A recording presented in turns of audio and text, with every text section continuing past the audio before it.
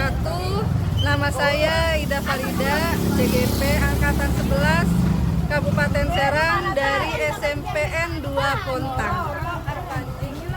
Bismillahirrahmanirrahim. Assalamualaikum warahmatullahi wabarakatuh. Waalaikumsalam. Kepada yang terhormat Bapak Kepala SMP Negeri 2 Pontang, Bapak Omina Omila MPD, yang kami hormati Ibu CGP kita, Ibu Ida Farida SPDI, serta yang kami banggakan Bapak Ibu Guru SMP Negeri 2 Pontang. Puji syukur kehadiran Allah Subhanahu wa Ta'ala yang telah menganugerahkan nikmat hidup dan panjang umur kepada kita semua.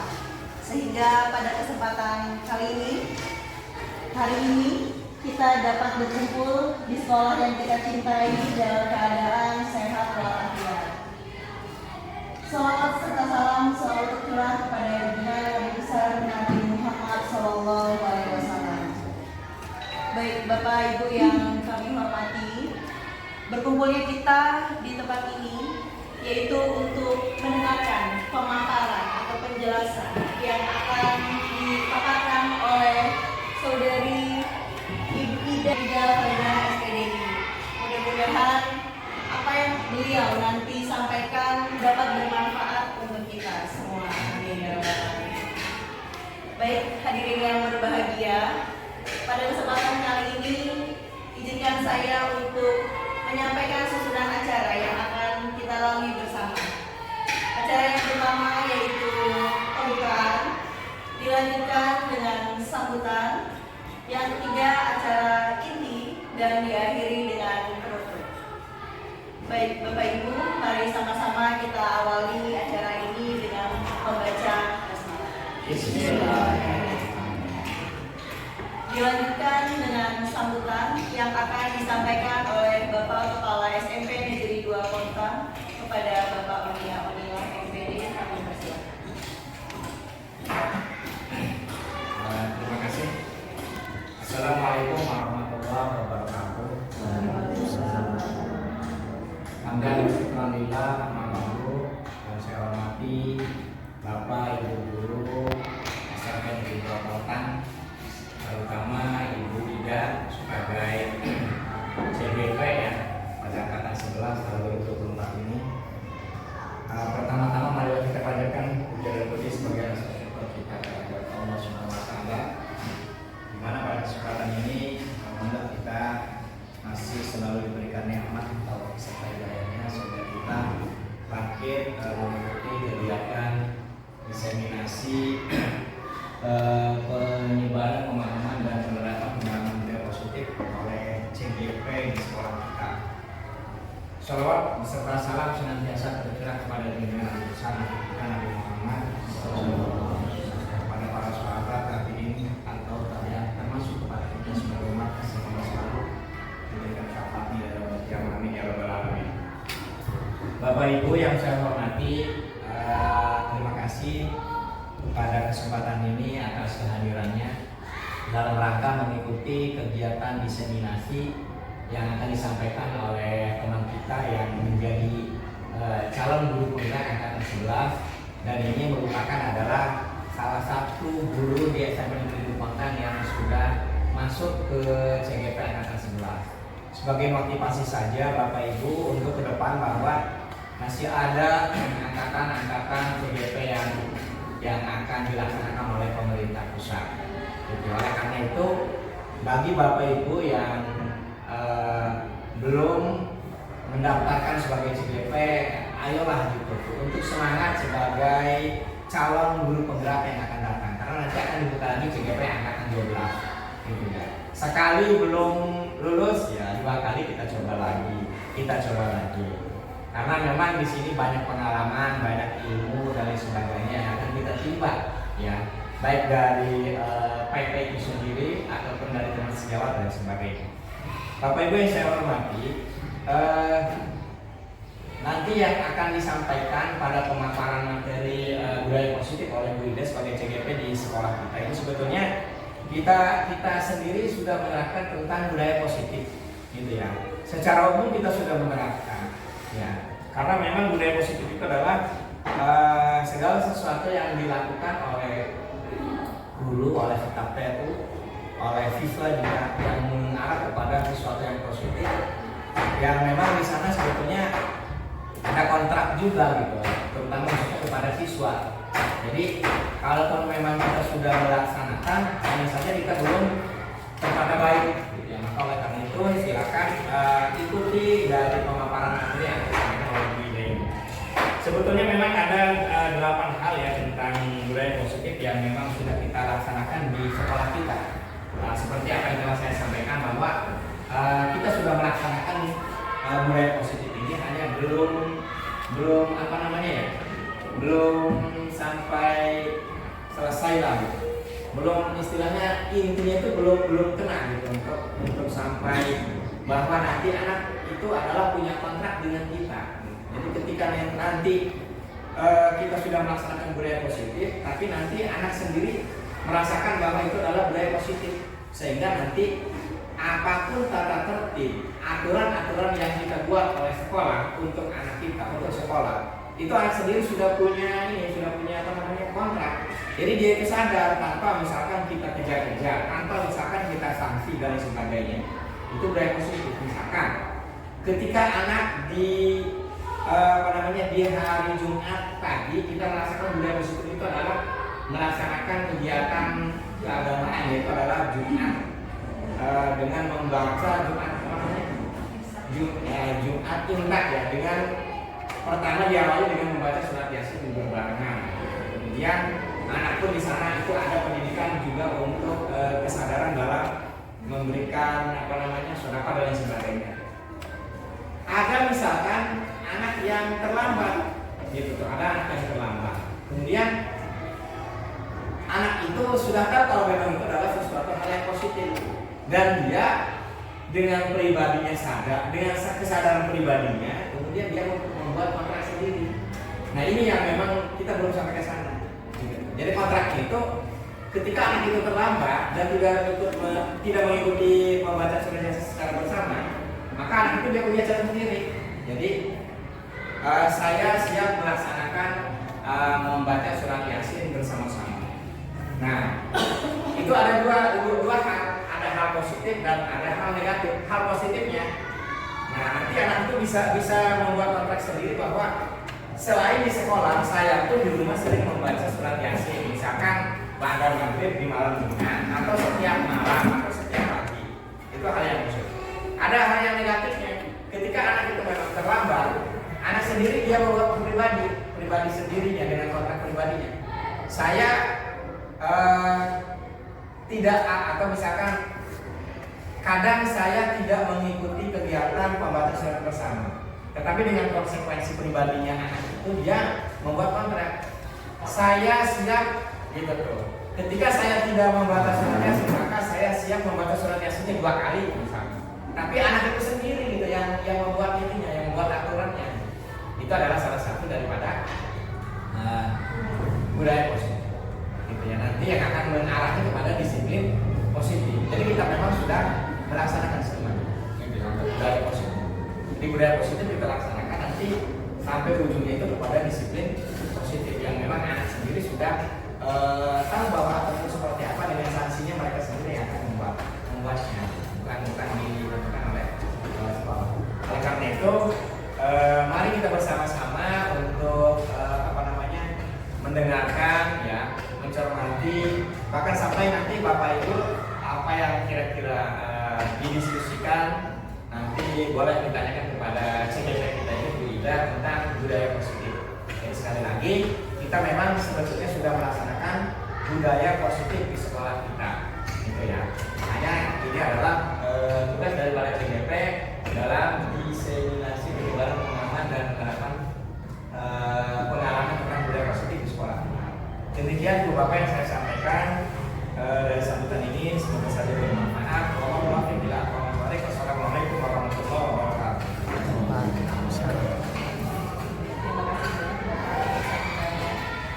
Pemirsa yang berbahagia, kita lanjutkan dengan acara selanjutnya, yaitu acara ini pemaparan mengenai diseminasi menyebarkan pemahaman dan penerapan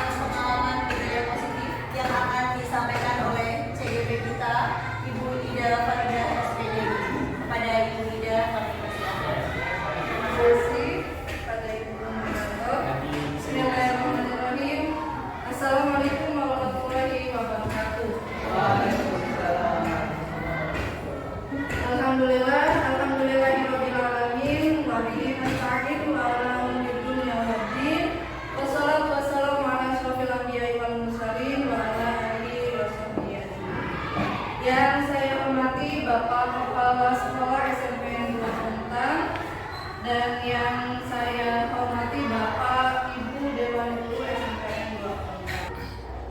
Puji syukur, marilah kita panjatkan kehadirat Ilahi Rabbi yang telah memberikan kita beribu-ribu nikmat, terutama nikmat iman, Islam, dan sehat walafiat, sehingga kita bisa berkumpul di tempat yang insya Allah diridhoi oleh Allah SWT. Salawat dan salam tak lupa kita curahkan kepada hadirat Habibina wa Syafiina wa Maulana Muhammad sallallahu alaihi wasallam.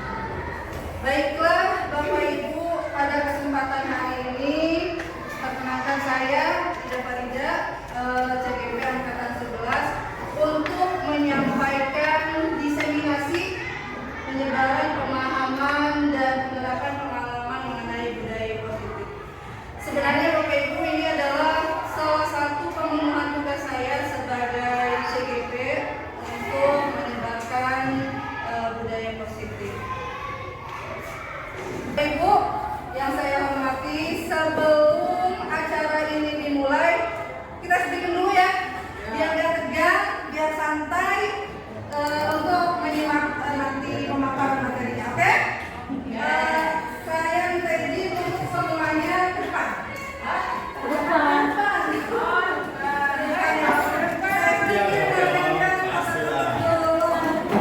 Baris dulu, baris. Jadi mau tadi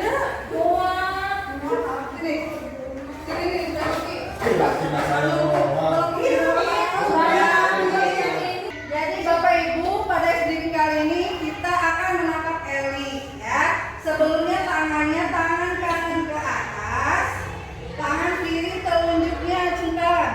Nah, telunjuk ini yang akan ditangkap oleh rekan guru yang lainnya.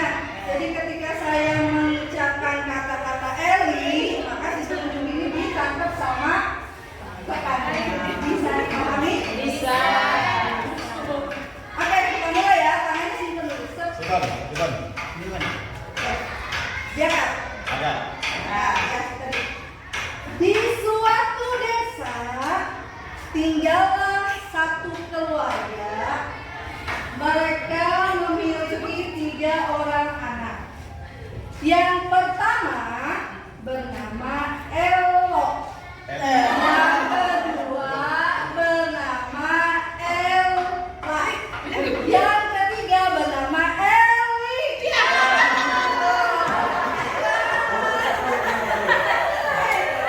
Ya, lihat ya, tangannya lemas dulu. Lagi ya. Kemudian, ya, diingat lagi Bu, ditangkap lagi. Kemudian, Ella pergi ke pasar. Dia sendiri. Dari dalam rumah, adiknya berteriak. Adiknya ini ingin mengikuti Ella ke pasar. Dia bernama Eli. Ya. Oke, tepuk tangan. Ya, Bapak Ibu, silakan duduk kembali. Terima kasih juga. Lumayan ya. Lumayan ya, Bang Elida.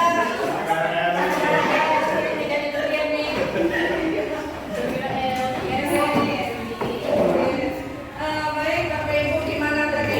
Kalinya ketangkep ya? Baiklah Bapak Ibu, sebelum kita ke acara inti tentang pemaparan, ada yang akan saya tanyakan ke Bapak Ibu. Baik, Bapak Ibu, kelihatan ya?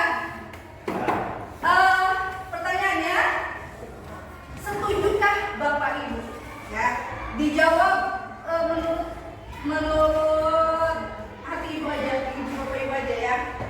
Pemberian hukuman dapat mendisiplinkan murid. Setuju tidak? Tidak. Yang setuju, yang setuju? Paham. Setuju. Yang tidak?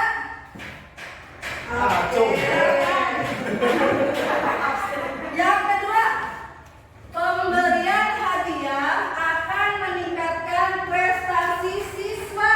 Setuju tidak?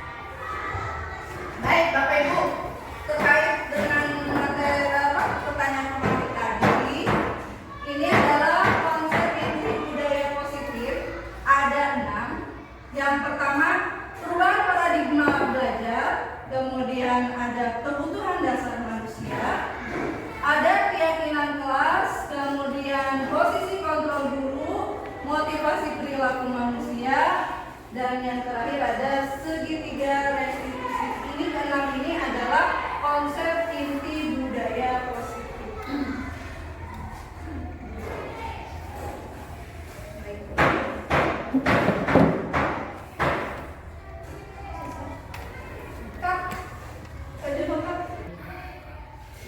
Baik, yang pertama adalah pembelajaran dengan paradigma baru. Pembelajaran dengan paradigma baru itu merupakan pembelajaran yang dirancang berdasarkan prinsip pembelajaran berdiferensiasi. Kalau kita berbicara berdiferensiasi, ada yang tahu apa sih berdiferensiasi? Ada yang tahu?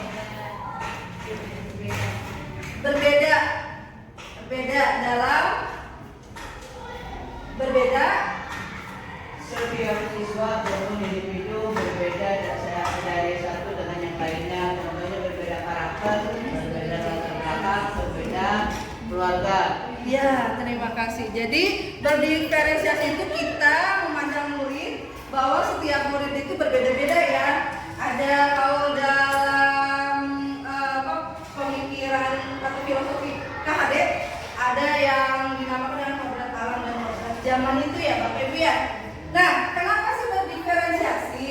Itu supaya peserta didik sesuai dengan kebutuhannya berdasarkan tahap perkembangannya. Jadi sesuai teori psikologis modern untuk menunjukkan profil pelajar Pancasila.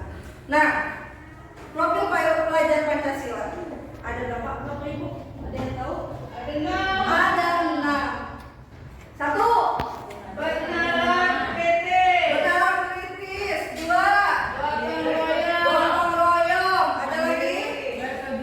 Berkebinekaan global. 4. Mandiri. Kreatif. Satu lagi? Beriman dan bertakwa kepada Tuhan Yang Maha Esa. Nah, itu adalah profil pelajar Pancasila yang sekarang ini harus kita terapkan ya dalam sekolah.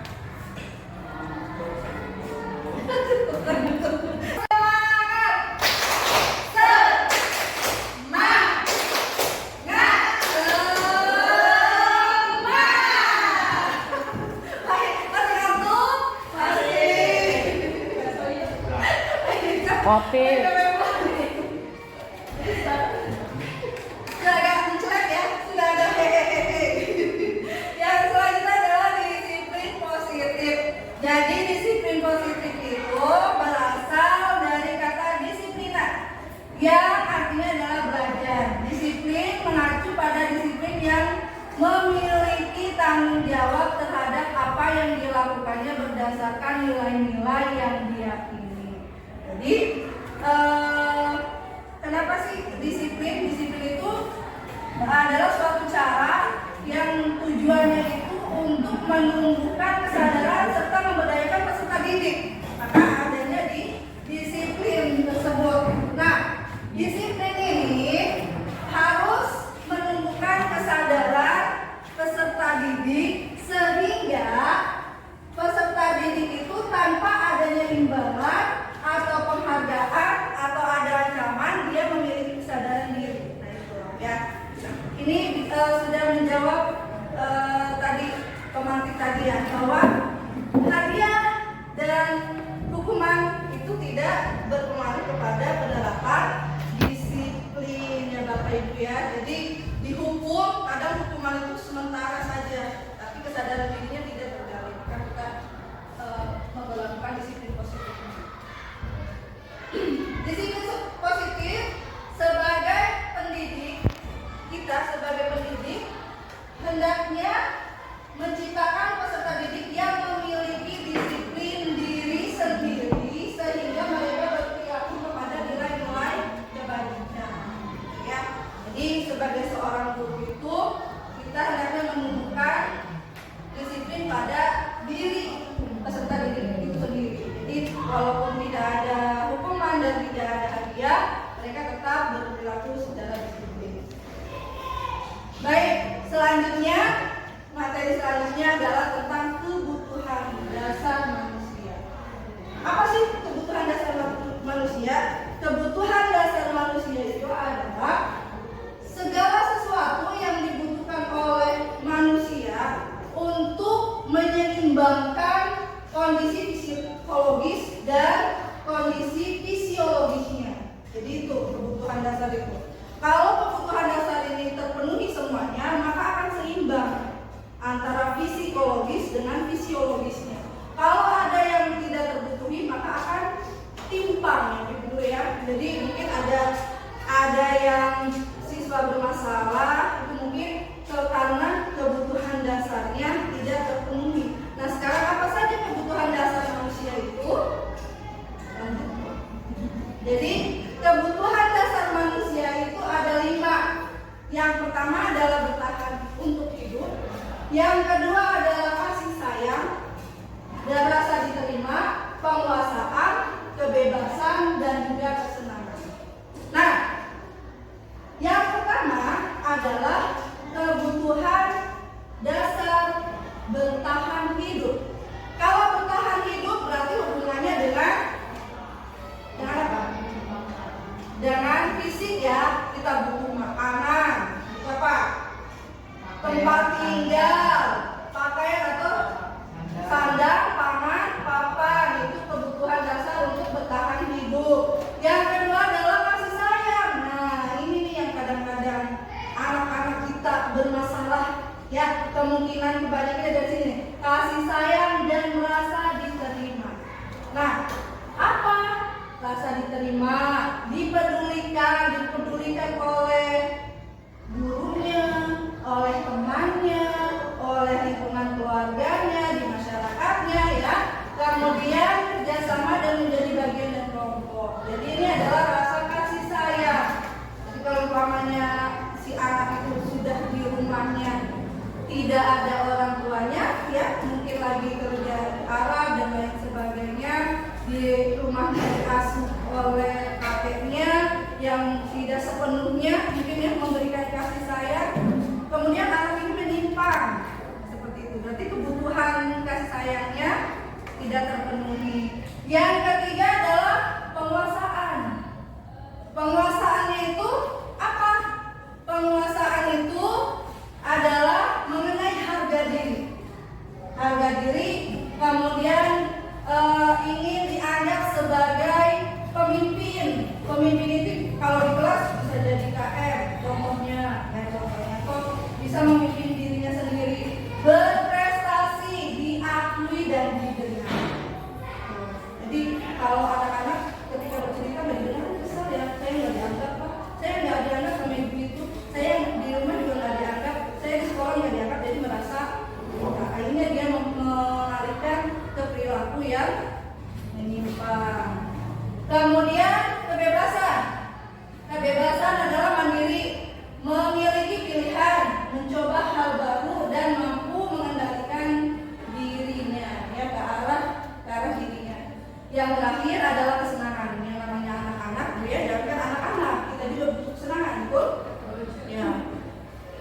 Kesenangan kalau anak-anak senang bermain, humor, antusias dan ketawa. Kalau kita senangnya apa? Belajar, ya. Nah itu kan kesenangan ya, sama. Jadi kebutuhan dasar itu, kebutuhan dasar manusia, kelima-limanya ini harus terpenuhi. Kalau tidak terpenuhi, maka tadi terjadi ketidakseimbangan. Kalau umpamanya kurang makan, berarti kebutuhan apa? Kalau kurang makan yang tidak terpenuhi kebutuhan yaitu bertahan hidup.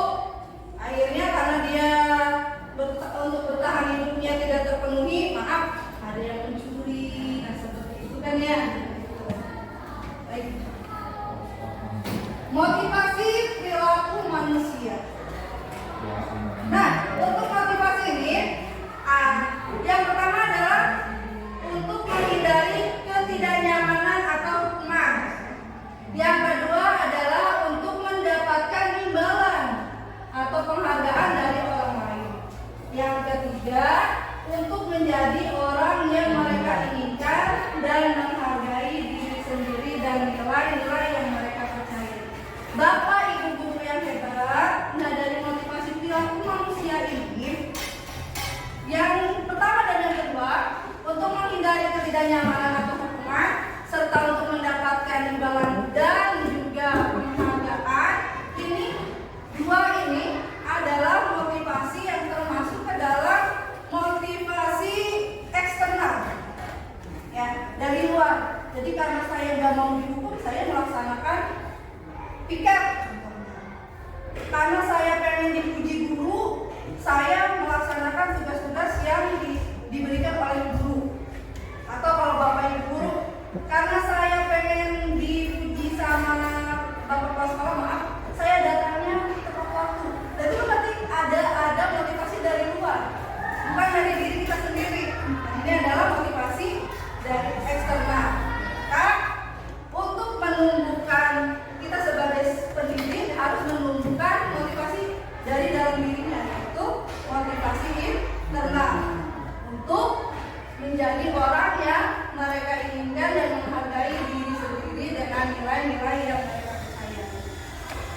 Bapak Ibu, motivasi perilaku manusia, bagaimana cara kita menumbuhkan kepada peserta didik motivasi yang internal, maka kita harus menghindari ini, Bapak Ibu, menghindari hukuman dan hadiah atau penghargaan yang berlebihan,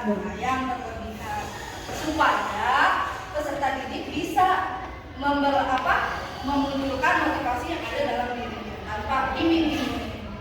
Ya. Nah, apa sih perbedaannya antara hukuman, konsekuensi, restitusi?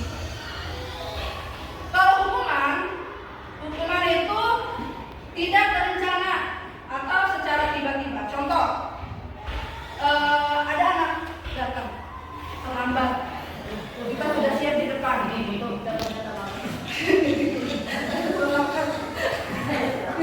kenapa terlambat?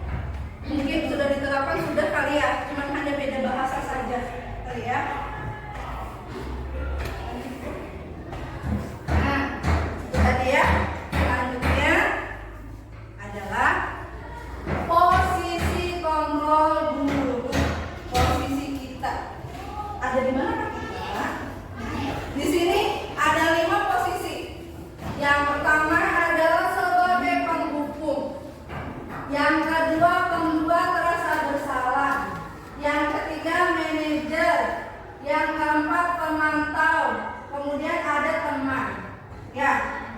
Nah, penghukum, pembuat rasa bersalah, pemantau, teman, dan manajer. Saya pengen tahu Bapak Ibu, dari posisi kontrol ini, menurut Bapak Ibu, ada di manakah Bapak Ibu? Sebelum saya jelaskan ya, saya akan bagikan ini. Tolong Bapak Ibu isi sesuai hati nurani, sesuai hati nurani. Di manakah posisi Bapak Ibu?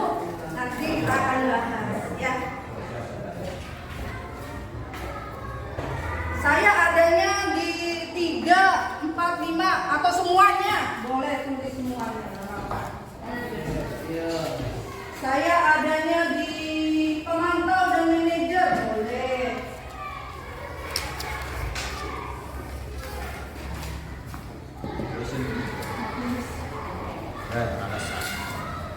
Maka pulpen tulis. Di mana kita? Nomornya apa? Kalimatnya Bu? Kalimatnya saja. Gak ada nomor ya. Gak ada nomor. Yang sudah minta izin untuk ditempel di sini saja ya. Di sini saja ditempelnya ya. Kalau satu aja ya. Satu. Terserah. Mau 5-5-nya boleh. Saya merasa di mana? Yang sudah ditempel ke sini.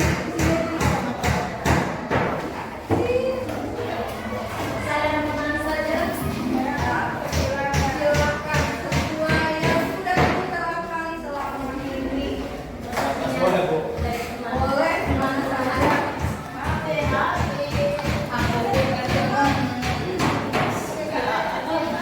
Aku paling atas. Gimana yang di situ Bu? Isinya yang dikasih. Saya mau pesan toko.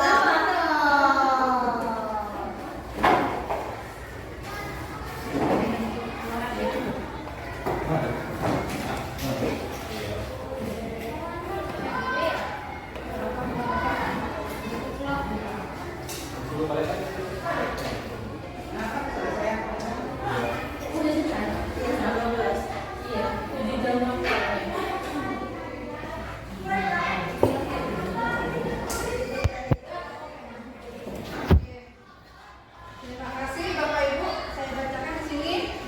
Wih, banyak teman. Ada yang teman dan pemantau, manajer, teman, pembuat rasa bersalah, manajer, pemantau, teman, mantap. Manajer, pemantau, teman, manajer dan teman. Banyaknya teman ya.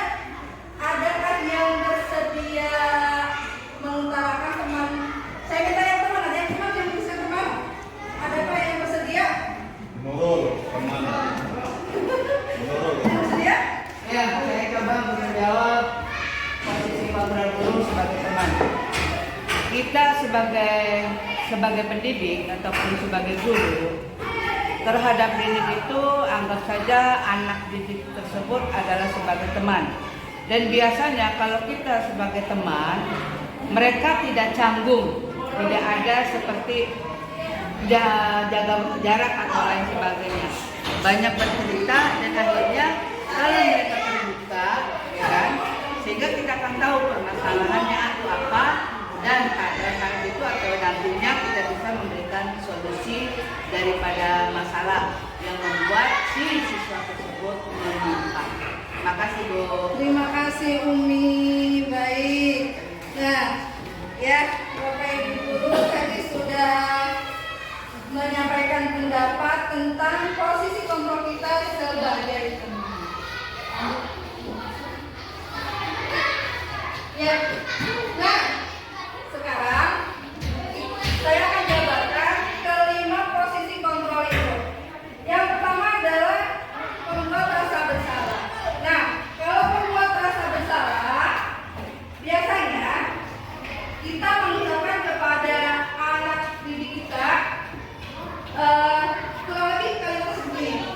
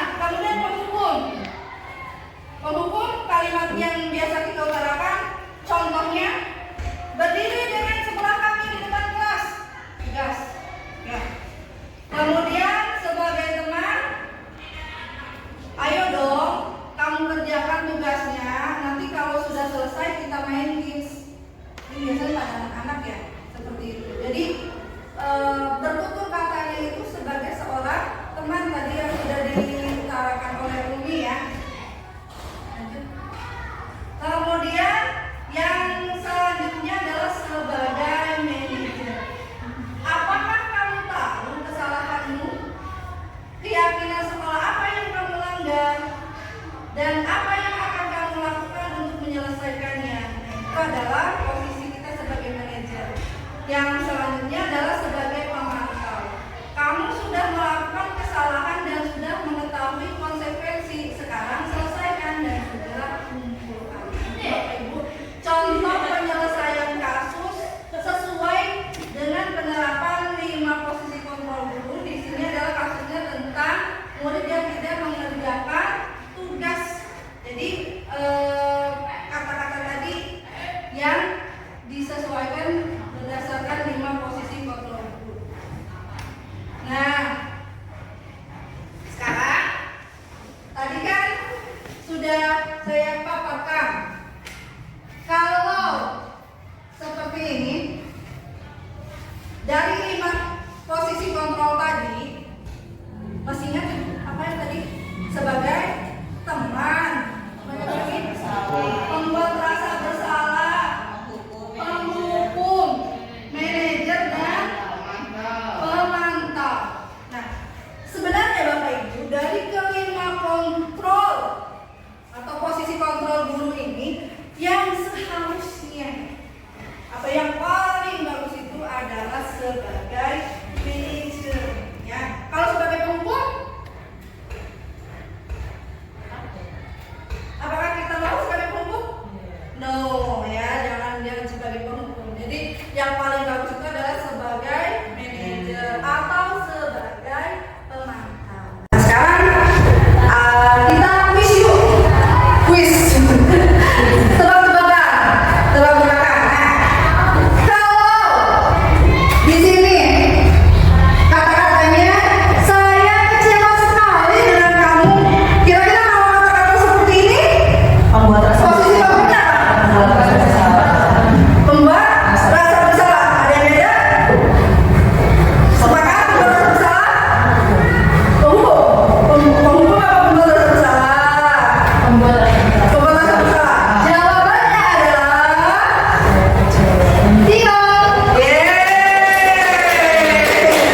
Sebagai pembuat rasa bersalah. Lanjut. Yang kedua adalah kamu tidak pernah benar melakukannya. Sekarang keliling lapangan 3 kali. Nah, ini kalau ini posisi kamu sebagai apa? Penghukum. Ada yang lain? Sepakat? Jawabannya adalah penghukum. Very good. Nah, kira-kira bagaimana kamu memperbaiki kesalahan ini? Ini? Manajer? Apa pemantau? Manajer. Jawabannya adalah bingung. Ya. Selanjutnya Bapak Ibu, nih kalau kalimatnya, ayo dong ikuti aturan sekolah, tolong bantu ibu. Sekali ini saja, lain kali jangan berbuat itu lagi ya. Nah, kalau pemaparan kalimatnya seperti itu, posisi kamu apakah itu? Teman apa pemantau? Teman apa pemantau? Jawabannya adalah yeay. Lanjut. Nah, kalimatnya kamu terlambat 15 menit. Apakah kamu sudah mengerti konsekuensi yang dilakukan di lapangan? Nah, ini sebagai apa? Pemantau kami duluan. Yeay. Sudah paham ya? Jawabannya adalah baik Bapak Ibu, untuk materi ini 5 posisi kontrol ini sudah rupanya sudah menjerak. Sehingga bisa tinggal kita mengaplikasikannya dalam kehidupan sehari-hari di sekolah ya. Materi selanjutnya yaitu keyakinan kelas. Pernah mendengar keyakinan kelas Bapak Ibu? Pernah? Sudah membuat keyakinan kelas? Sudah, alhamdulillah. Sudah diterapkan? Sudah. Apa sih keyakinan kelas? Sudah membuat, sudah menerapkan, dan sudah paham. Nah,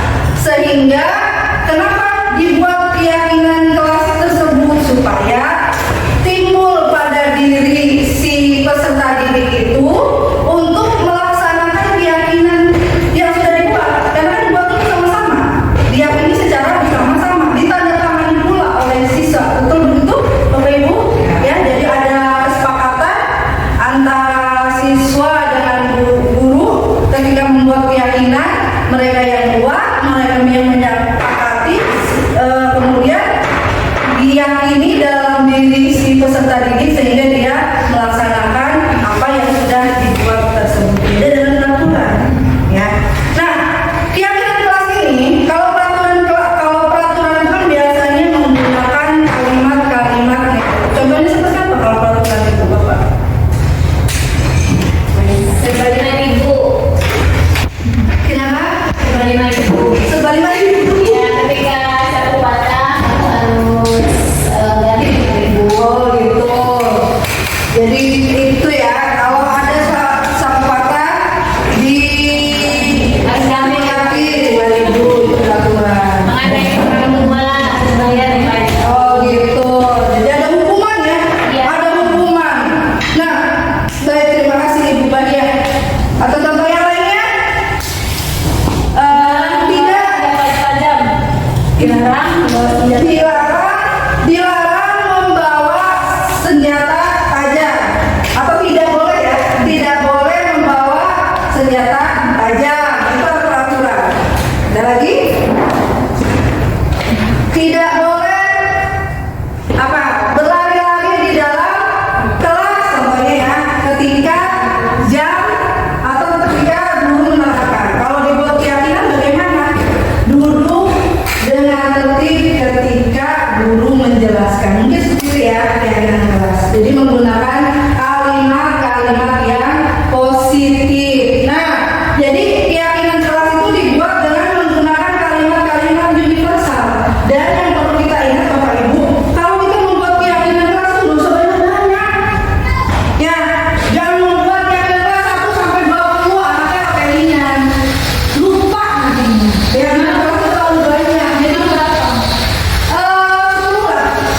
10 ya, 10 itu sudah cukup kayaknya. 10. Jadi 10 itu anak bisa mengingat. Oh, keyakinan kelas 1, 2, 3, 4. Jadi mudah diingat. Kalau kebanyakan keyakinan kelas atau peraturan kelas, siswanya lupa. Nanti ditanya keyakinan apa? Tahu keyakinan. Nah, seperti itu ya. Jadi Bapak Ibu, untuk mudah diingat ya oleh anak atau untuk peserta didik kita. Nah, apakah tahapan-tahapan membuat keyakinan kelas tadi yang pertama berkolaboratif dengan siswa, kemudian menggunakan kalimat positif, kemudian ditandatangani oleh peserta didik, itu udah kita lakukan di kelas? Sudah Bapak Ibu? Rancangan, baru rancangan. Berarti setelah ini kita terapkan ya Bapak Ibu? Oke, lanjut. Baik, selanjutnya adalah segitiga restitusi. Pernah mendengar Bapak Ibu segitiga restitusi? Segitiga restitusi ini adalah penanganan masalah. Penanganan masalah. Mungkin kalau menangani masalahnya mah sering ya, pasti ya, Bapak Ibu ya, sudah sering menangani masalah. Cuman beda bahasa saja. Kita tidak tahu bahasanya restitusinya itu. Kalau menangani masalah mungkin sudah sering. Dan seperti segitiga restitusi ini adalah salah satu apa ya, untuk menangani masalah. Jadi untuk menangani masalah anak. Nah, segitiga restitusi ini ada 3 tahapan. Ada 3 tahapan. Jadi segitiga restitusi adalah suatu proses dialog yang dijalankan guru atau orang tua agar dapat menghasilkan murid yang mandiri dan juga bertanggung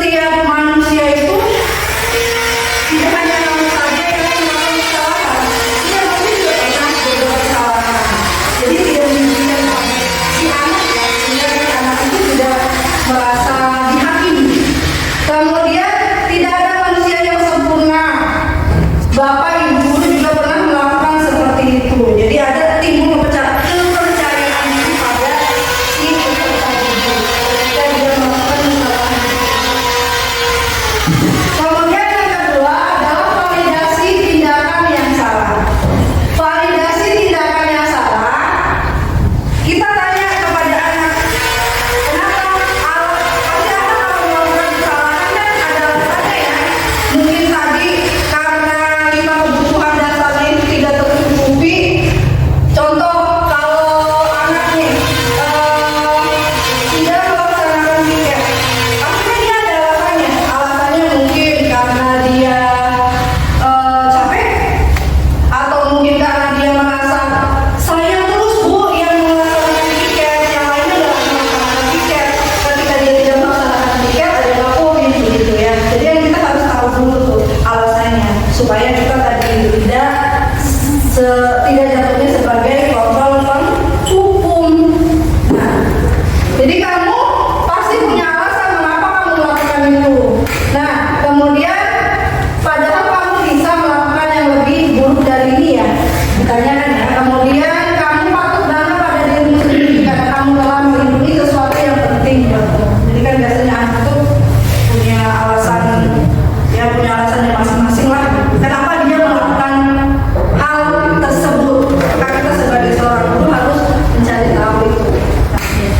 Kemudian yang terakhir adalah menanyakan keyakinan. Tadi kan sudah tuh di kelas katanya Bapak Ibu sudah membuat keyakinan kelas. Nah, kita tanyakan kepada anak. Kita kan sudah buat keyakinan kelas nih. Yang kamu lakukan itu melanggar keyakinan kelas nggak? Katanya iya. Nah, keyakinan kelas apa yang kamu langgar? Makanya sangat penting sekali kita untuk membuat keyakinan kelas tadi supaya anak bisa menerapkannya. Dan tadi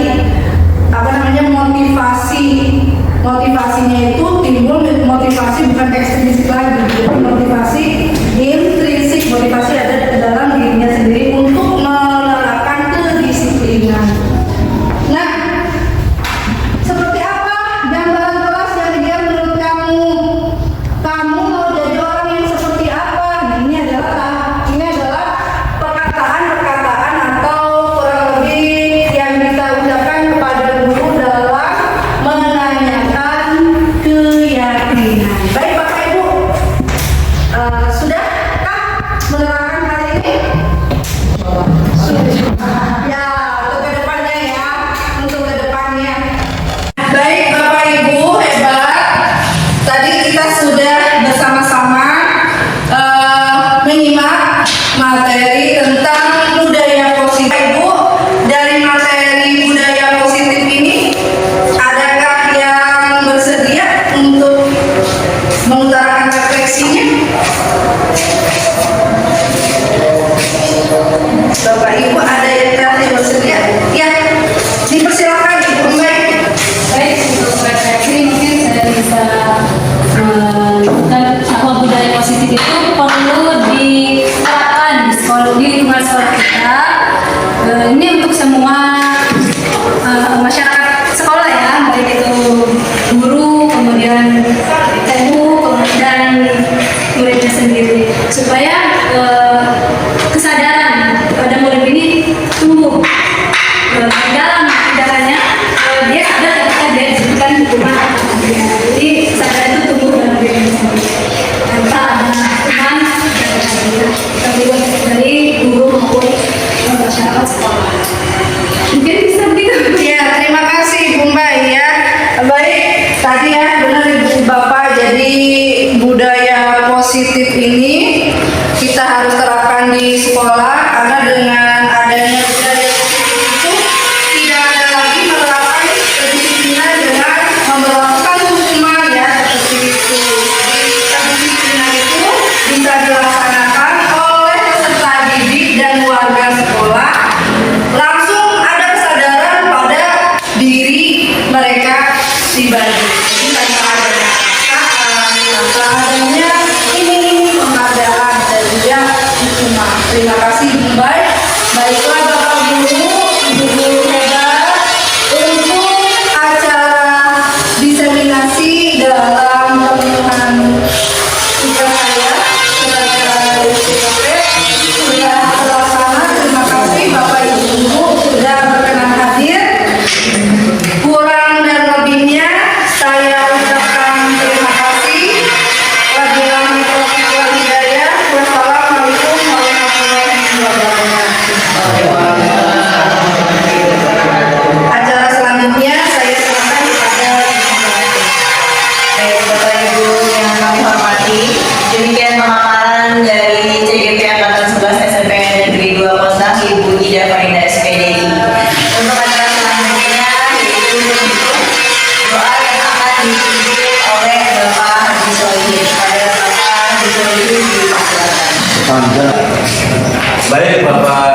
Tuan Guru untuk mengakhiri pembelajaran ini, mari kita tutup dengan berdoa. A'udzubillahi minasyaitonir rajim. Bismillahirrahmanirrahim. Alhamdulillahirabbil alamin hamdan syakiran hamdan hamdan yu'affi ni'amahu wa yukafi mazidan ya rabbana lakal hamdu kama yanbaghi li jalali wajhikal karim wa 'azimi sultanik. Allahumma inna nas'aluka ilman nafi'an wa rizqan wasi'an wa 'amalan mutaqabbalan. Allahumma iftah lana hikmataka wa ansur 'alaina rahmataka min khazain rahmatika ya arhamar rahimin. Allahumma awzi'na an nashkura ni'mataka allati an'amta 'alayya wa 'ala walidayya wa an na'mala salihan tardahu wa aslih lana bi rahmatika fi ibadika shalihin. Shadaqallahu al-azim. Assalamualaikum warahmatullahi wabarakatuh.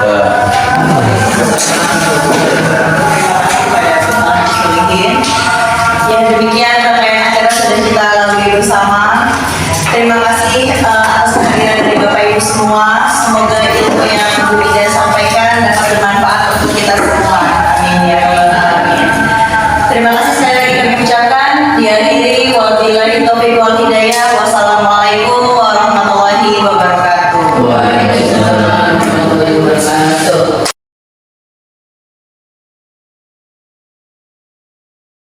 Assalamualaikum warahmatullahi wabarakatuh.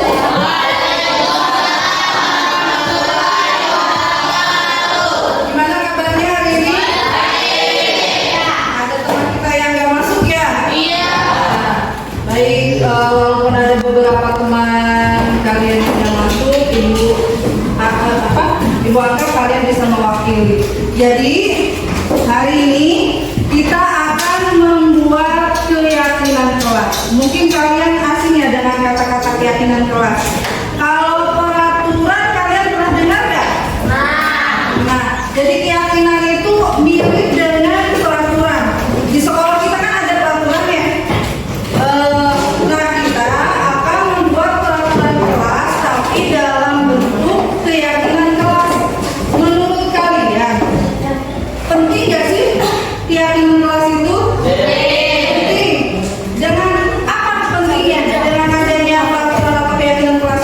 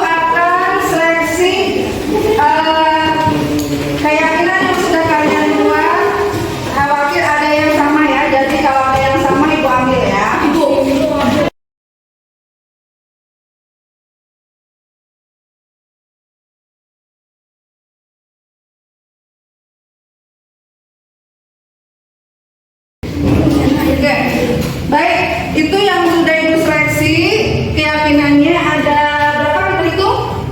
1, 2, 3, 4, 5, 6, 7, 8, 9, 10. Ada 10 ya. Ibu rapikan di sini. 1.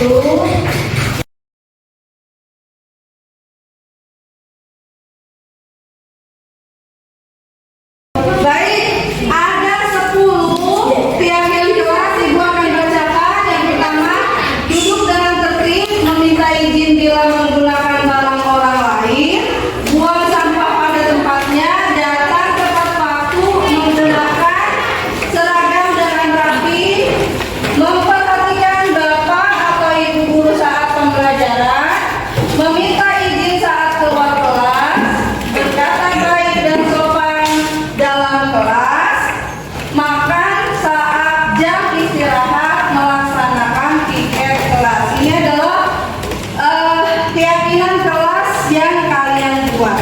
Nah, dari keyakinan kelas ini kita akan petakan menjadi nilai kebajikan. Nilai kebajikan.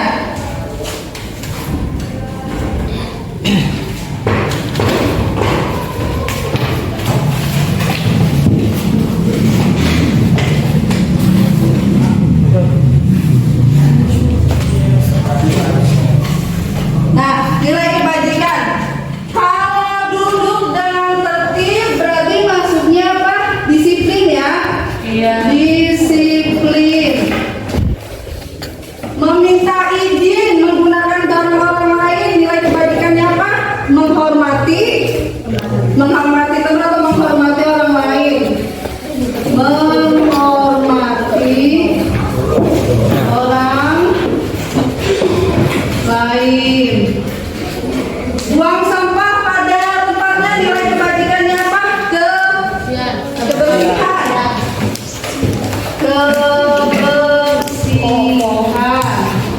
Datang tepat waktu. Disiplin ya? Disiplin. Sambut. Menggunakan seragam dengan rapi. Disiplin. Memperhatikan bapak ibu guru, maksudnya ke dalam menghormati guru. Menghormati orang atau guru ya. Apa ini? Meminta izin saat keluar kelas. Menghormati. Apa maksudnya? Disiplin. Kemudian meminta izin saat keluar kelas, maksudnya apa dari kebajikannya? Menghormati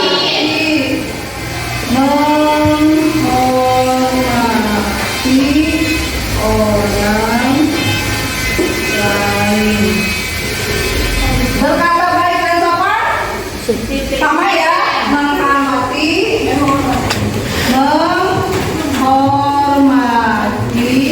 orang lain.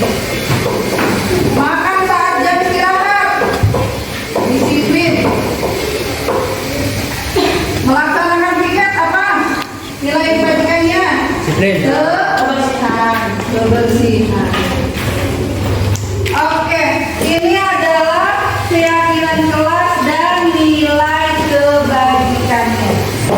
Setelah ini akan Ibu minta kalian untuk menandatangani keyakinan kelas yang sudah kita buat.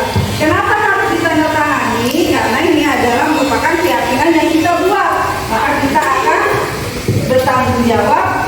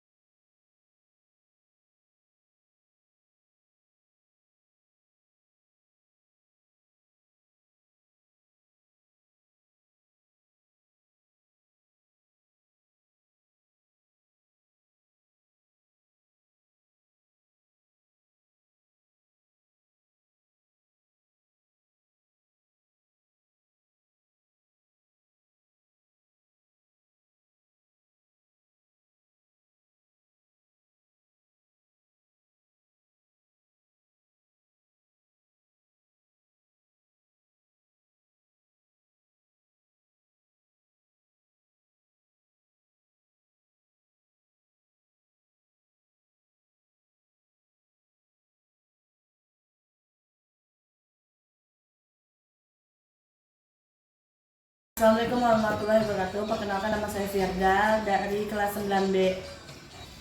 Assalamualaikum warahmatullahi wabarakatuh. Saya Farhan dari kelas 9B. Assalamualaikum warahmatullahi wabarakatuh. Perkenalkan, nama saya Ibda dari kelas 9B.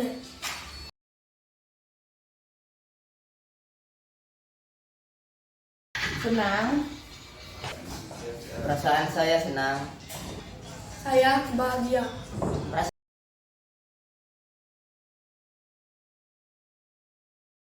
menurut saya penting Sangat penting Penting sekali.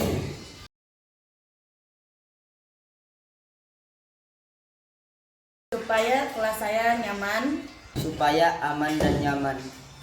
Supaya bersih dan rapi.